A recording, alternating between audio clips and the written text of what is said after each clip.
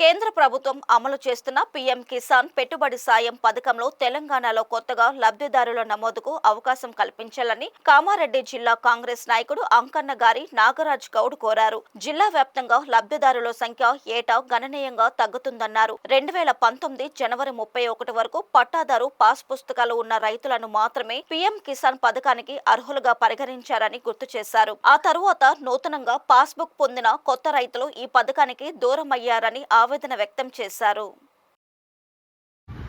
కేంద్ర ప్రభుత్వం అందిస్తున్న పీఎం కిసాన్ పంట పెట్టుబడి సాయంలో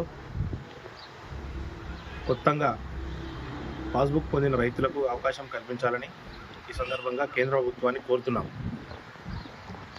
ఏటా కొత్తగా లబ్ధిదారులను చేర్చుకోకపోవడం పట్ల గణనీయంగా లబ్ధిదారుల సంఖ్య తగ్గుతుందని ఈ సందర్భంగా తెలియజేస్తున్నాం.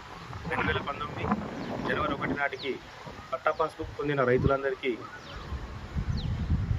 అందించి ఆ కట్ ఆఫ్ డేట్ను అట్లే ఉంచడం వల్ల కొత్తగా పథకంలో రైతులు చేరలేకపోతున్నారు. కావున కేంద్ర ప్రభుత్వం కట్ ఆఫ్ డేట్ను తొలగించి కొత్తగా పాస్బుక్లు వచ్చిన రైతులందరినీ పీఎం కిసాన్ పెట్టుబడి సాయంలో చేర్చి రైతులందరికీ పెట్టుబడి సాయం అందించాలని ఈ సందర్భంగా కేంద్ర ప్రభుత్వాన్ని కోరుతున్నాం. తెలంగాణలో రైతు భరోసా పథకాన్ని కొనసాగిస్తూ దశల వారీగా రైతు భరోసా పంపిణీ చేస్తున్నటువంటి రైతు బంధువులు ముఖ్యమంత్రి రేవంత్ రెడ్డి గారికి, మంత్రివర్గానికి, ప్రభుత్వ సలహాదారు మొహమ్మద్ షబీర్ అలీ గారికి రైతాంగం పక్షాన ధన్యవాదాలు తెలియజేస్తున్నాం.